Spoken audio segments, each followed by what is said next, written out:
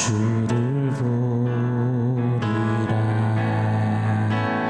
거친 파도 날 향해 와도 주와 함께 날아오르리.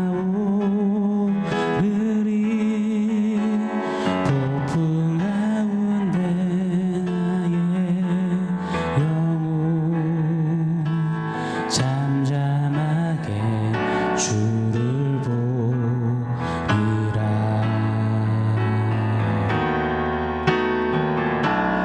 주 보리라.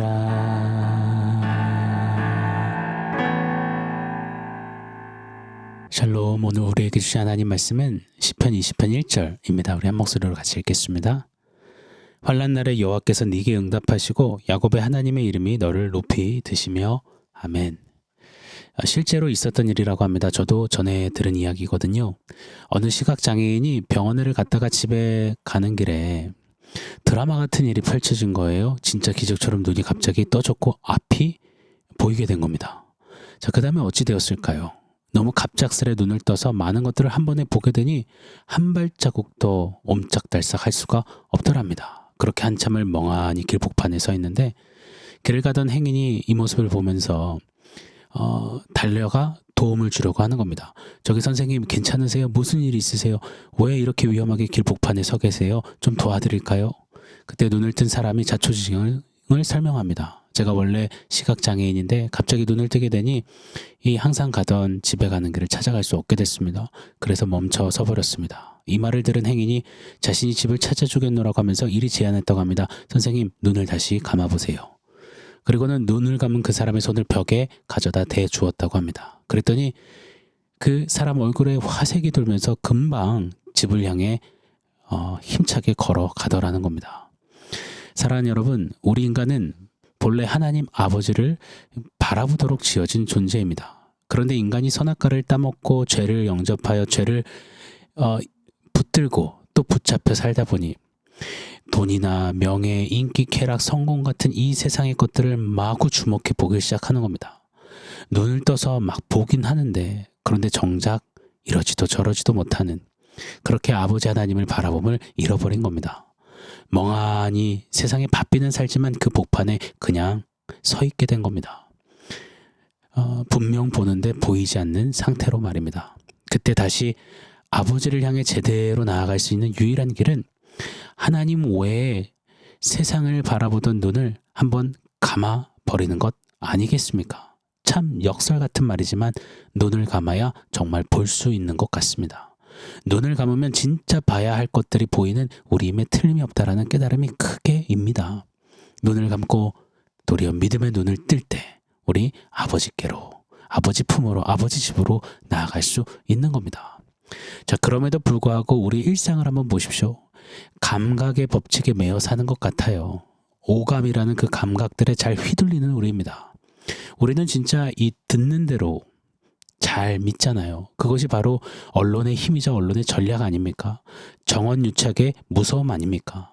대중을 개돼지 취급하는 것, 가짜 뉴스들을 듣고 그대로 선동되어 믿고 살게 만드는 그것이 무서운 힘 아니겠습니까? 자, 그런데 듣는 것보다도 더 강력한 감각은 바로 보는 것 아닐까요?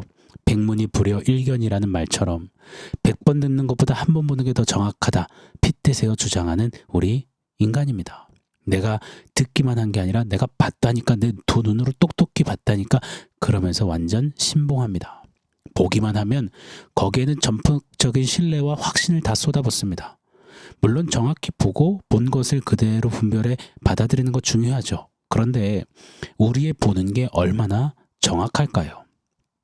전투기 조종사들에게는 이런 매뉴얼이 있다고 합니다. 특히 바다 위를 나를 때는 절대로 눈으로 보지 말고 계기판을 의지하라고 합니다. 왜냐하면 조종사들의 눈이 바다 위에서는 바다와 하늘을 구분짓지 못한답니다. 그래서 눈으로만 보고 조종하다가는 하늘인 줄 알고 바다에 그냥 빠져 들어가는 경우가 생긴답니다. 여러분, 이것이 우리 보는 것입니다. 우리의 보는 것이 헛똑똑일 때가 많습니다. 그럼에도 불구하고 우리는 우리의 오감을, 특히나 그 중에서도 보는 것을 매우 중시하고 크게 여깁니다. 보는 거 한 방에 전혀 다른 이야기를 펼쳐내곤 합니다. 그러다 보니 우리 인생에 이러한 확고한 신념이 생기는 겁니다. 보기 전에는 못 믿는다. 보지 않고는 믿을 수 없다. 여러분 어떠신가요? 혹시 보이는 것만 믿으시나요? 보이지 않는 것, 못 본 것은 절대 믿지 못하시나요? 성경은 이렇게 말씀하십니다. 선언하십니다. 고린도후서 4장 18절 말씀이에요. 우리가 주목하는 것은 보이는 것이 아니요 보이지 않는 것이니 보이는 것은 잠깐이요 보이지 않는 것은 영원함이라. 아멘. 보이는 것은 잠깐이지만 마치 눈 깜빡하고 그 찰나에 지나가는 것들이지만 보이지 않는 것은 영원하다고요. 보십시오. 보이지 않는 천국, 보이지 않는 한량없는 은혜, 보이지 않는 끝없는 사랑, 보이지 않는 영생, 보이지 않는 하나님 아버지, 보이지 않는 예수 그리스도, 보이지 않는 성령 하나님. 여러분, 우리들의 보는 것에 변화가 시급합니다. 우리 눈이 보는 것을 조심해야 합니다. 우리의 시야가 달라져야만 합니다. 자, 이런 생각을 가지고 오늘 본문 시편 20편 잠깐 간략히 한번 상고해 보겠습니다. 시편 20편은 소위 전쟁에 나가기 직전에 낭송했던 출정시로 잘 알려져 있습니다. 당시 이스라엘은요, 사무엘하 10장에 기록된 암몬, 아람의 그 연합군과 전쟁을 앞두고 있었습니다. 이 수적인 면이나 전략 면에서 매우 불리한 상황이었습니다. 자, 인간적인 계산으로는 승산이 전혀 없어 보이는 전쟁을 앞두고 부르던 노래가 바로 시편 20편이었습니다. 자, 보통 대개 전쟁 앞에서는 무엇을 해야 할까요? 전술을 짜야죠. 적군의 전력은 어떤지 분석도 해야죠. 또 우리 군대의 전력은 어떤지, 군수 물자는 어떤지 등등을 세하려야죠.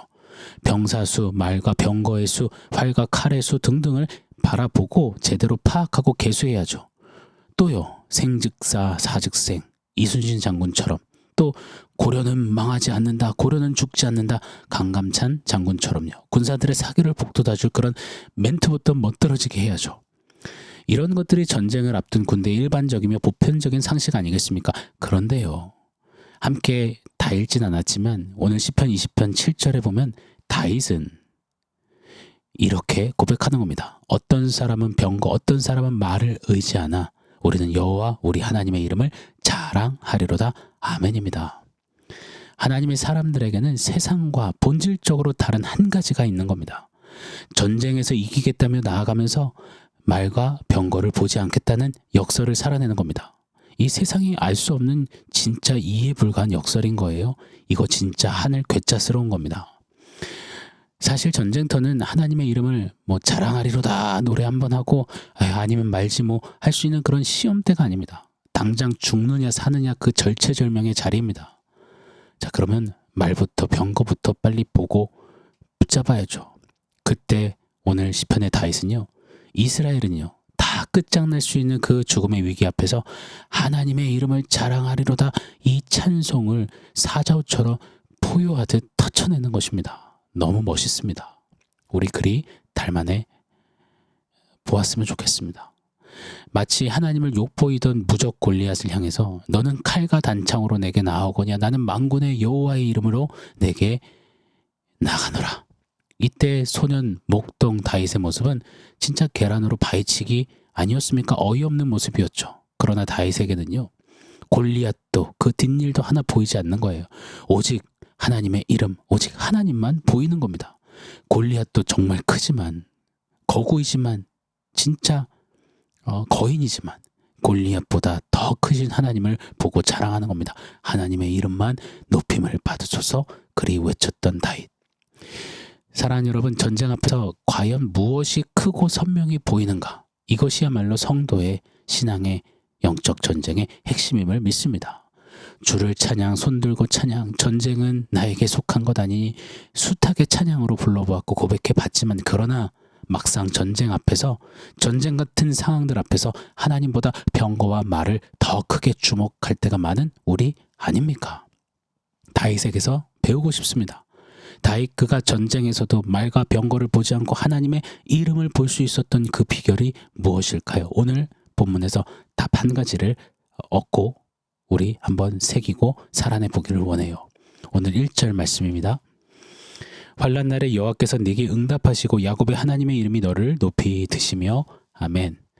암몬, 아람, 연합군과의 싸움은 정말이지 이스라엘에게는 큰 환란이었습니다. 환란이라는 말은 국가적인 일대의 위기, 대적에 의해 포위된 내적 혼란, 공포, 괴로움, 고통이라는 진짜 한마디로 하자면 절망인 겁니다. 환란이란 절망이요, 내 손을 떠나버린 노답이라는 거예요. 그때 하나님의 이름이 높이 드신다, 이걸 경험하고 알고 고백하고 살아내는 다윗인 겁니다. 여기서 높이 드신다에는 이 사가브라는 단어가 사용됐습니다. 사가브, 높은 곳에 데려간다, 올리신다라는 뜻입니다. 당시 고대 전쟁에서는 보편적으로 전쟁 전략이 다 비슷비슷합니다. 그래서 위치 선점이 무엇보다 중요했습니다. 고지를 차지해서 싸우는 것이 승리의 핵심 발판이 되는 겁니다. 자, 그런데 숫자적인 면에서, 전력 면에서 형편없던 이스라엘이 고지를 차지하는 것은 불가능이었습니다. 그런 그들이 고지를 차지할 수 있는 비결은 오직 하나라는 거예요. 하나님이 그들을 높은 곳에 올려주시는 것뿐이었습니다. 그렇게 그들이 하나님 덕에 올라가 위에서 아래를 내려보며 싸울 때 비로소 승리 있게 되는 거라는 겁니다. 전적인 은혜요, 그들의 힘과 능을 넘어선 높이 드신 사가부하신 사가부의 은혜라는 것을 다윗은 노래하는 겁니다. 자, 이는 우리에게 이렇게 적용해 볼 수가 있습니다. 단순히 지리적인 어떤 지형적인 높은 자리를 떠나서 위에서 마치 하나님이 보시듯 전쟁의 복판 그 상황을 보게 하신다는 겁니다. 눈앞에 코앞에 딱 하고 들이닥친 상황에서 여러분, 그때는 우물안 개구리가 돼서 아무것도 보이지 않습니다. 진짜 코앞에 있는 것만 보이죠. 그러나 그 자리에서 사가부, 하나님이 높이 주와 함께 날아오르게 하시면 이제 시야가 넓게 멀리 모든 것을 볼 수 있게 되는 것 말입니다. 마치 비행기 타고 올라가면 그 거대한 산, 거대한 건물, 거대한 어떤 지형도 콩알만하게 보이잖아요.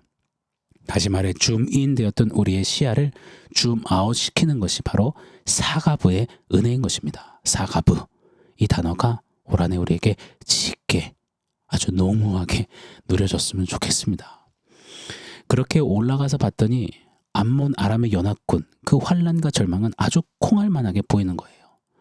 그러면서 나를 품에 안으시고 날아오르게 하신 하나님의 이름이 너무도 큼을 보게 되는 겁니다. 그러니 다윗은요, 나는 말과 병거가 아니라 우리 여호와 하나님의 이름을 자랑한다, 주와 함께 날아오르면서 그 하나님의 이름을 자랑하게 되는 겁니다.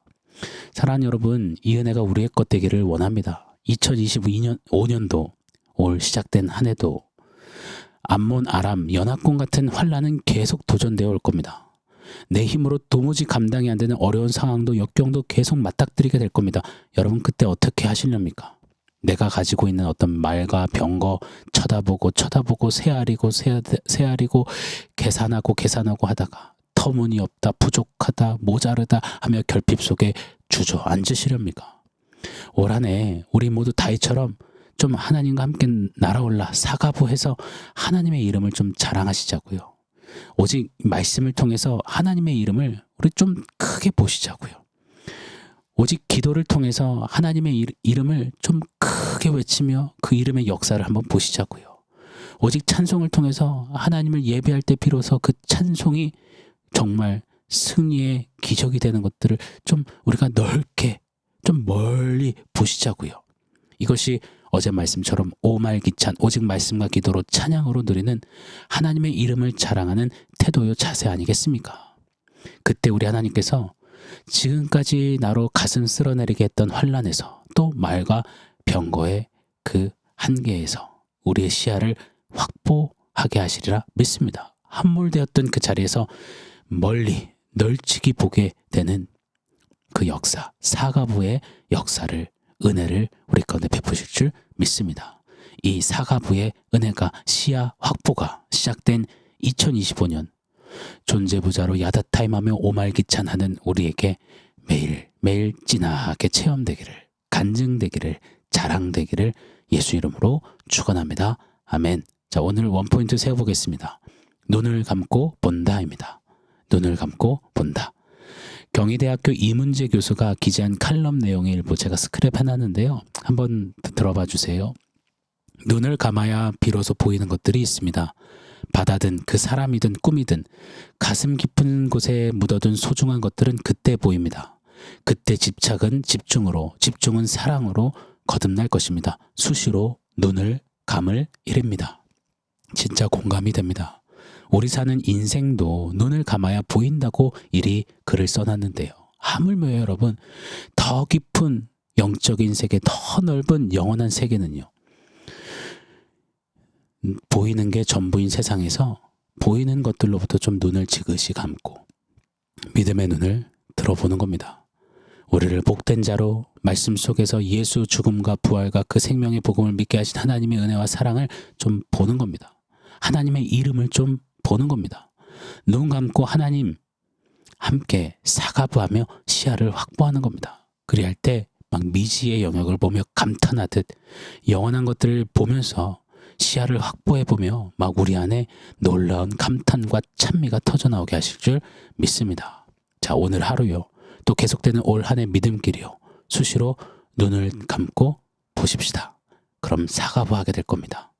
그때 놀랍게 주 함께 날아올라 보게 하시고 승리케 하시는 하나님의 역사를, 하나님 이름의 크고 놀라우신 역사를 우리 모두가 누리게 될 줄 믿습니다. 사랑하는 성도 여러분, 오늘 말씀과 원포인트 기억하면서 우리 다짐하며 기도하겠습니다.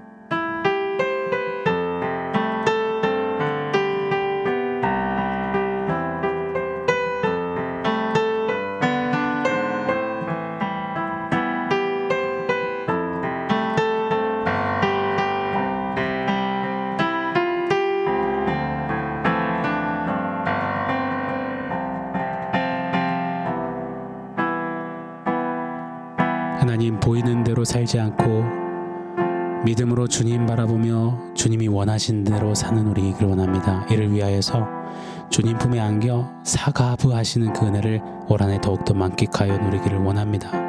그리하여서 우물한 개구리로 보이는 대로 그곳에 갇혀 사는 것이 아니라 말과 병거를 새아리다 함몰되어 주저하는 우리가 아니라 주님 품에 날아올라 좀 믿음의 눈으로 하나님이 보게 하시는 그 영원한 것들을 좀 소망하며 이 세상을 넉넉히 이기는 좀 그런 우리가 될 수 있도록 은혜 베풀어 주시옵소서.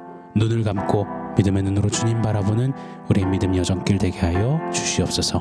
예수님의 이름으로 기도합니다. 아멘.